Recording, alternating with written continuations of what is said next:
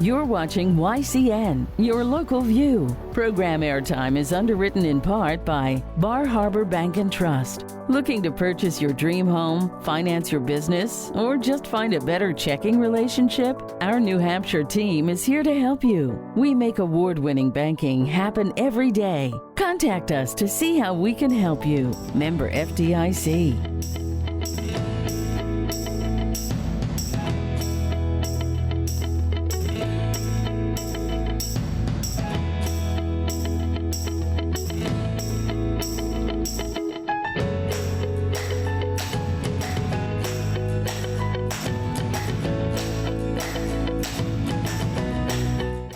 Welcome to Yankee Chronicle. For the next few weeks, we are presented by HR Clough and Kearsarge Heating, coming to you from the Fleming Center at the new London Barn Playhouse. You won't believe the services this local energy company has for our area. Their offerings include delivery of oil, propane, motor fuels, design, installation, service and maintenance of all types of oil, gas, and alternative energy systems, as well as air conditioning and water conditioning systems. On today's show, we'll meet Blaine Davis, the owner of HR Clough, who will give us a few ideas on home heating and cooling maintenance. Connelly will wrap up first New London New Year celebration for us. Hale of Morgan Hill Bookstore will show us around their New London store. And we'll close with Elizabeth Harper and Teriko MacConnell at the LSPA Water Lab at Colby Sawyer College. Don't go away. We'll be right back after these short messages from YCN, your local view. This program is supported by HR Clough and Kearsarge Heating. Their full-service model offers oil delivery, propane, motor fuels with design, installation, service, and maintenance of all types of oil, gas, and alternative energy systems, as well as air conditioning, water conditioning systems, and their highly trained and friendly staff will assist you throughout the process of buying, installing, and servicing a full line of energy products. HR Clough and Kearsarge Heating. Echo Communications, a digitally integrated commercial printer and mailer located in New London, New Hampshire since 1997, with roots going back much further as the country press, AccuMail, and the home of the Kearsarge shopper. Echo Communications. Main Street Bookends of Warner, for books, toys, games, cards, gifts, and a gallery of local art. Main Street Bookends of Warner. The Innertown Record, your weekly hometown community newspaper covering the Kearsarge Sunapee Sunshine region of New Hampshire. The Innertown Record. Welcome back to Yankee Chronicle. I'm your host, Abby Peel. One of the finest local energy companies in our area, HR Clough, is also the source of great information about maintenance of our energy systems. Blaine Davis, the owner, now joins us with a few thoughts. So basically, I mean, yes, we are, partially through spring here. Air conditioning maintenance is probably what people are going to be most concerned about at this point. So certainly calling in to schedule that, just having things checked out. What we have seen is more people working from home these days. So increased use and need for maintenance on their home systems. So getting in on the list as far as getting an AC maintenance scheduled is a good thing, but I guess I would also go one step further and recommend that maybe we talk about when was the last tune-up on the heating, because before we know it, it's going to be the end of summer. Hard to think of that right now, but it will be here, and next fall will be upon us, and we typically have a backlog of service, so it's always good to get on a list and make a plan to think about these things as far as the maintenance. It also gives us more flexibility. If you do have issues or aging systems, that when we come out, we make a plan to see what we can replace, or does the system itself need to be gone through a little bit more thoroughly, and maybe we need to make a plan for a replacement of the entire system. So, as far as the water treatment systems, we do offer whole house filters, softeners, and maintenance on those items as well. And again, with more people being home, more water usage, these systems do become more taxed. So it's always a good idea, even if if you have an existing system and you don't feel that it's functioning properly, you can come out and potentially do a couple of tests on those, on the house water and then the treated water, to see if the system is still functioning effectively and if anything is needed on that front. Air conditioning systems, we do have some of those already scheduled as far as installations on the docket. We do have flexibility for additional systems, and we still will continue to do estimates. So whatever your needs may be, it's always good to call in and see where we're at as far as our schedule goes. On the heating system side of things, always a little bit more convenient for everybody and less stress for everybody if we can plan those during the summer months, where we don't have to worry about getting that heat back up and running that afternoon because we're worried about a house full of people and them getting cold. We do heating systems replacements all year round, so it isn't anything that we're unfamiliar with, but it's always easier to make the plan to do it in the summer. So it's never too late to consider. It depends on the application. It depends on how involved the system installation is. And one of the other things that is a little bit of a concern with this summer is equipment availability. So we always have to come out and make an assessment. We do free site visits and estimates. So we'd come out, take a look at what you need, and then be able to ensure that we can actually get our hands on the product that you would need for your system. So it is not too late, but every application is different, so we got to take a look at it. So as far as the whole house standby generator systems, our primary line is Generac. We offer a full line of residential whole house air-cooled standby, sales, service, installation.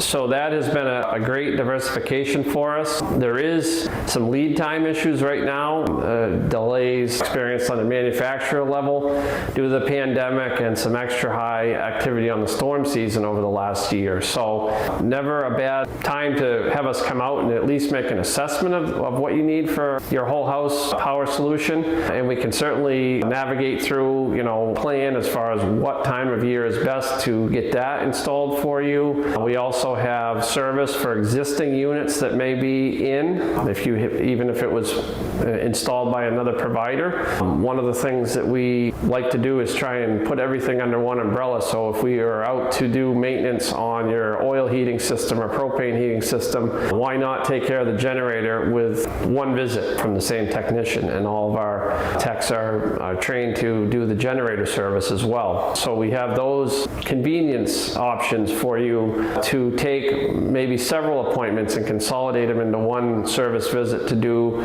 service and tune-ups on a couple of different items that you may have at your home. So the best way to get in touch with us and see what we can offer is to visit our website. That's hrclough.com. And you can also always call the office. Our contact information is on the website. Once you peruse that and kind of get a feel for what we can offer and what we do, give us a call. There's also a way to send an email in and we can reach back out to you.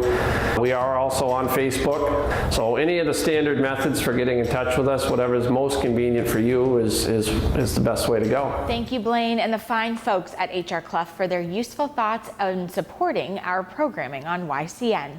Up next, we have Jean Connelly from the Center for the Arts to wrap up their first New Year's New London celebration. Don't go away. We'll be right back after a few words from our community-minded underwriters.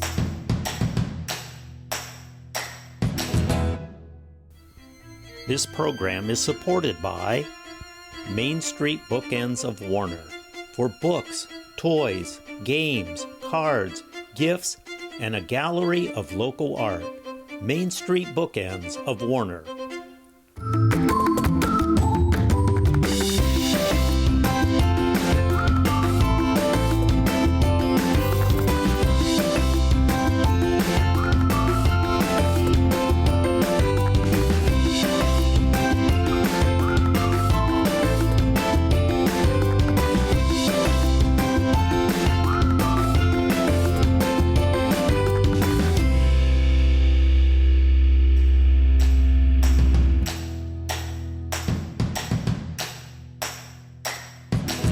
For the Arts is responsible for so many of the arts happenings in the Lake Sunapee region, and adding to their quiver of activities is the newly baptized New Year's New London celebration. Tell us about it, Jean.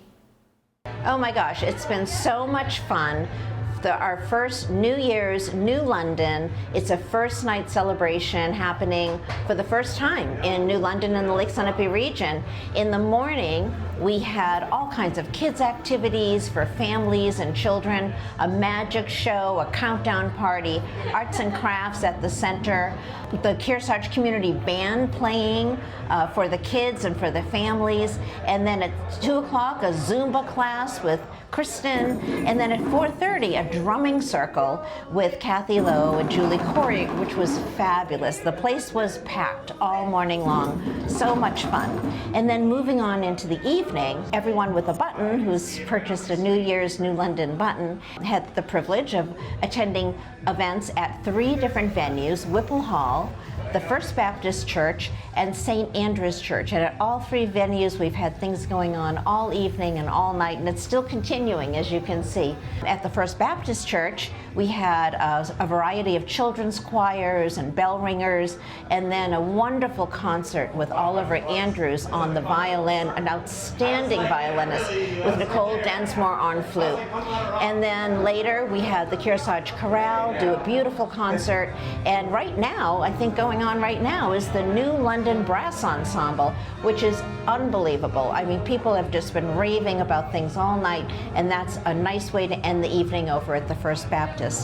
At St. Andrew's Church, we had a variety of folk acoustic songwriters, Kathy Lowe, Tom Pirizzoli, Carl Beverly, and Doug Farrell, doing an amazing concert at 6:30 and also at 7:30. And now at 8:30, we have a square dance going on at St. Andrews. So everyone's just been having a great time.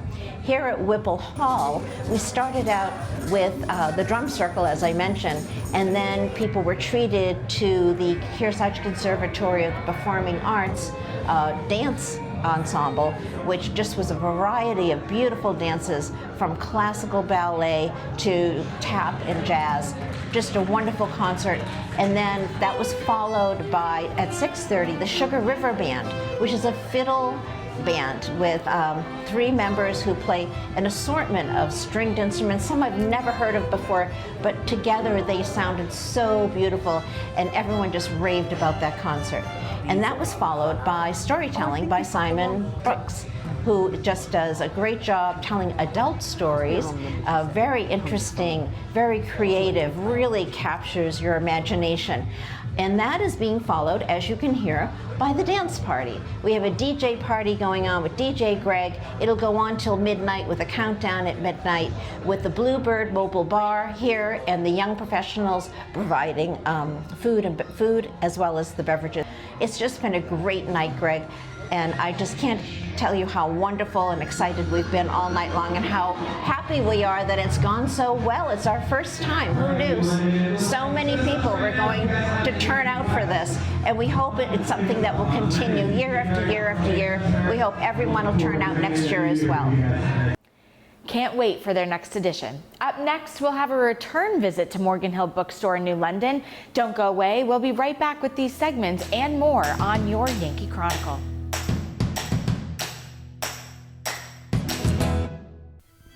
This program is supported by the Innertown Record, your weekly hometown community newspaper covering the Kearsarge Sunapee Sunshine region of New Hampshire. The Innertown Record.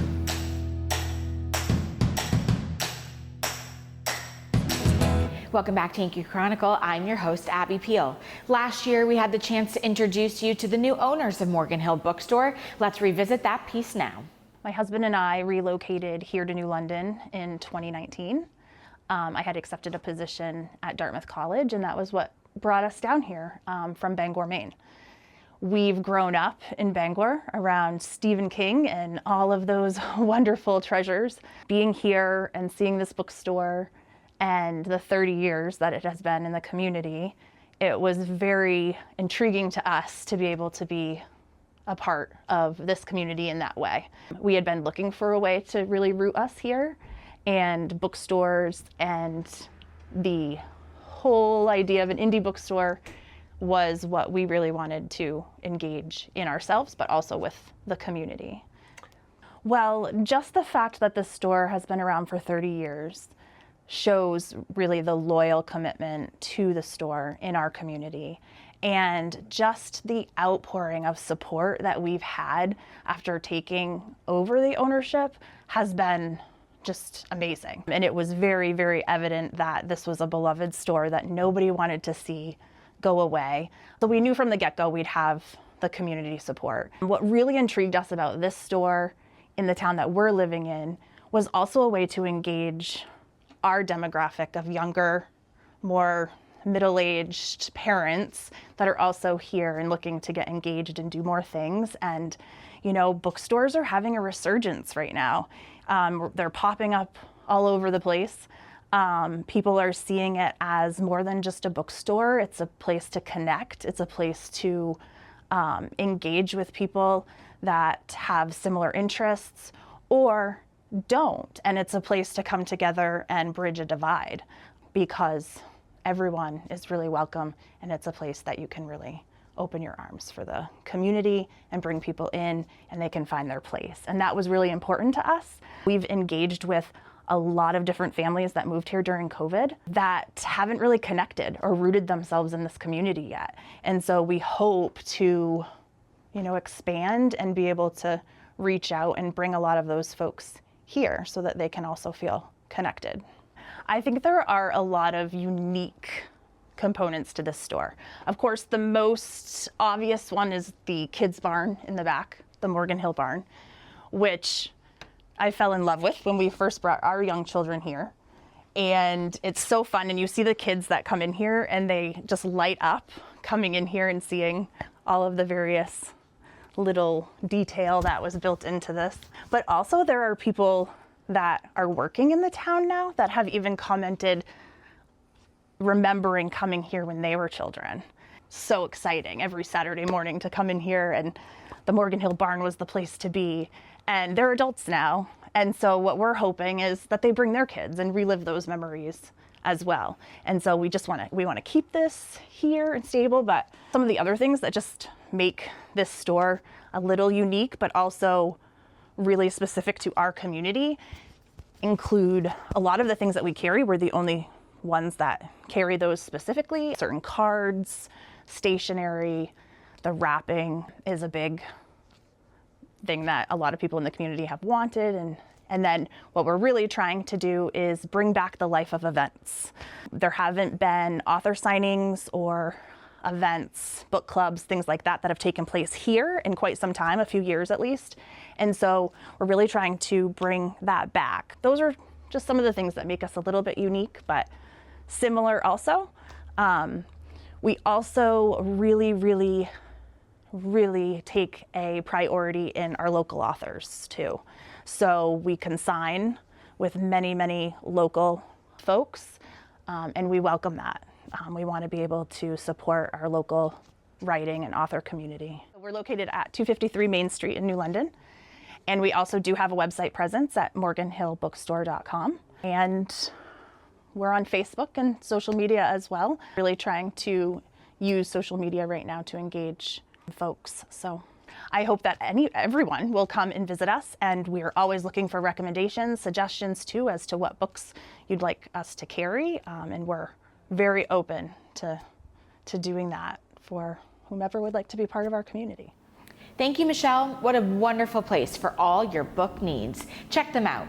When we come back, we'll revisit a piece we did at the Water Lab, an ongoing project with the Lake Centipede Preservation Association. Keep it tuned to YCN, your local view, for these words from another one of our underwriters. You could be one too. If you are interested, be sure to contact us at info@ycnnow.com.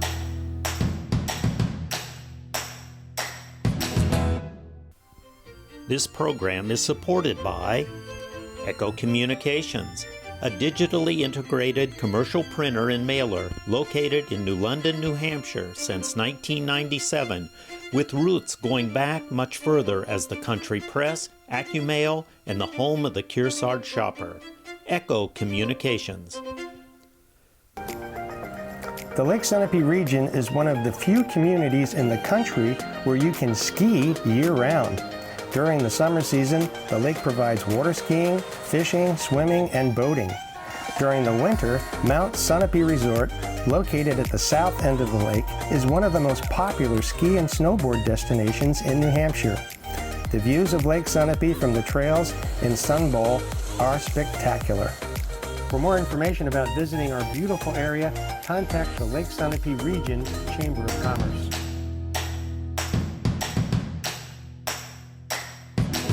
Welcome back to your Who, What, Where, and When show of the Lake Sunapee Region, Yankee Chronicle. I'm Abby Peel, your host. Elizabeth Harper and Teriko MacConnell will now take us on location to the Lake Sunapee Protective Association's Water Lab at Colby Sawyer College. Hello, ladies. Yeah, so LSPA has had a water quality lab for several decades now. We have a long-term data set that goes back almost 30 years, and it began some of our early volunteers that decided that they wanted to take water quality data. I think the first lab was in someone's kitchen, and then, more than 20 years ago, we had the opportunity to move the lab here to Colby Sawyer.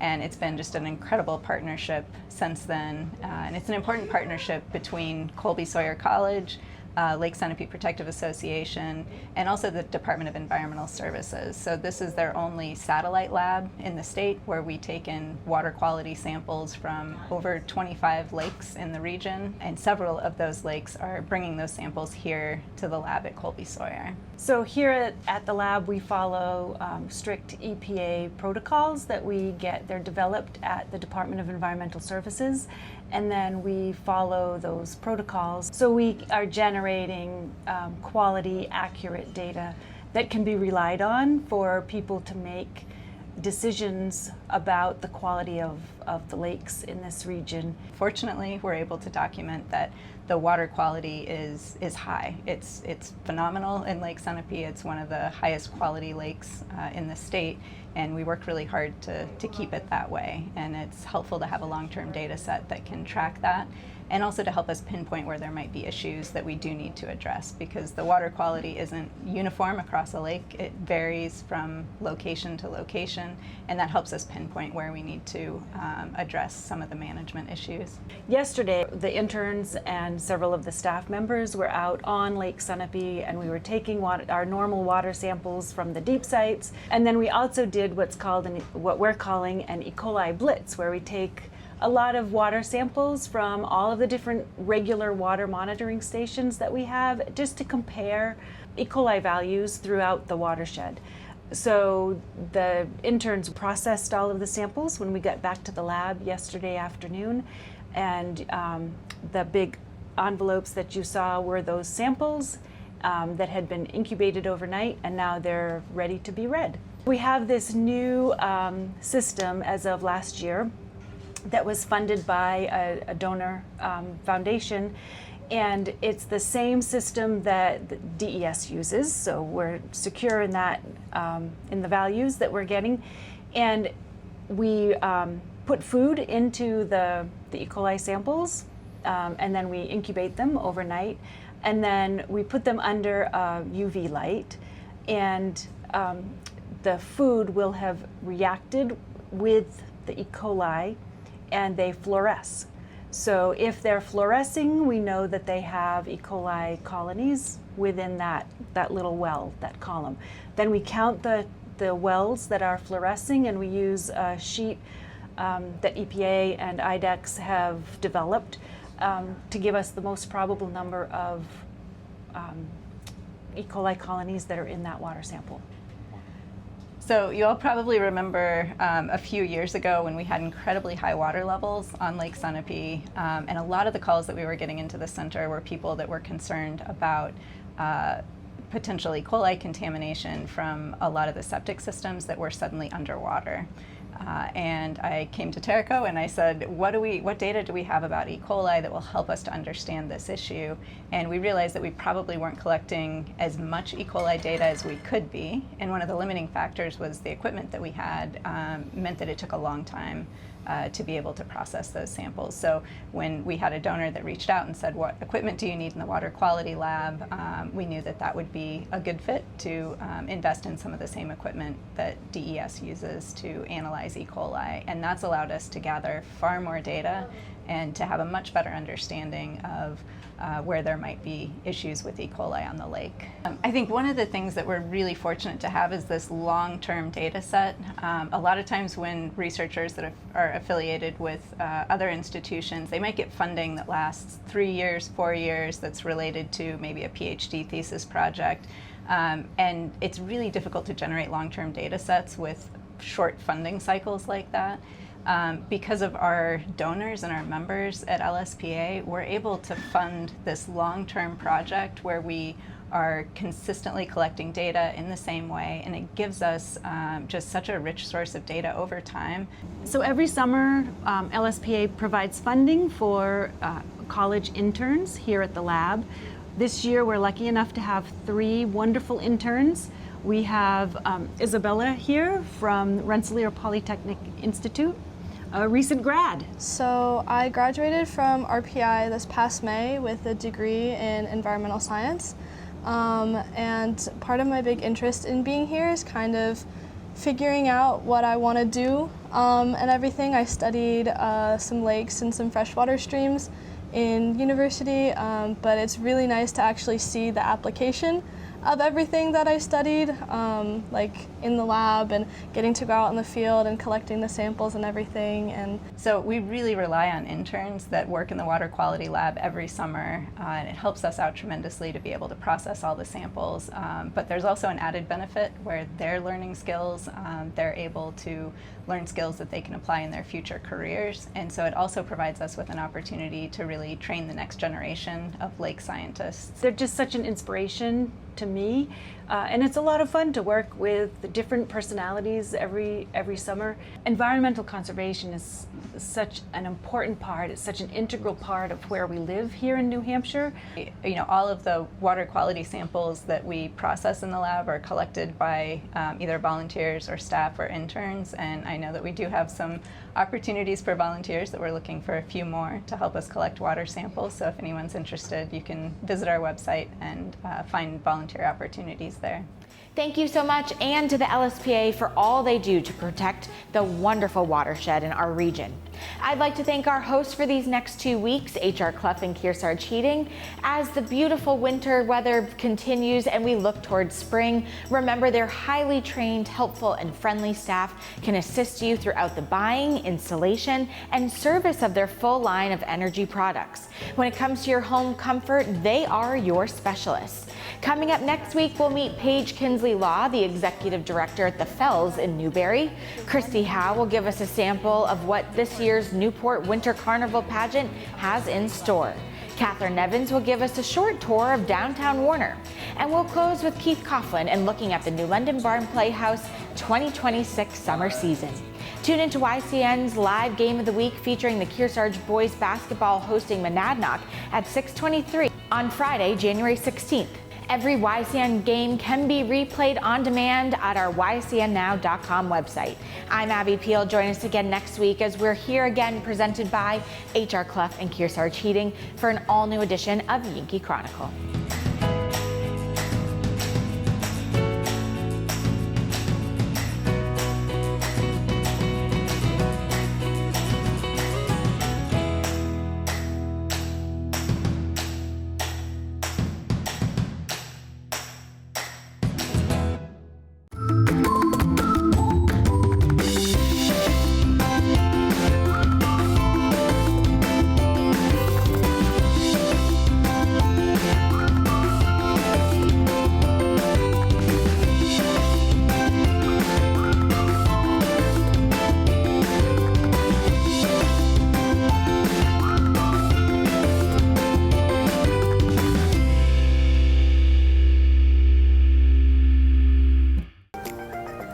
The Lake Sunapee region is one of the few communities in the country where you can ski year-round.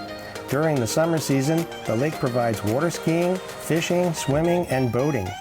During the winter, Mount Sunapee Resort, located at the south end of the lake, is one of the most popular ski and snowboard destinations in New Hampshire.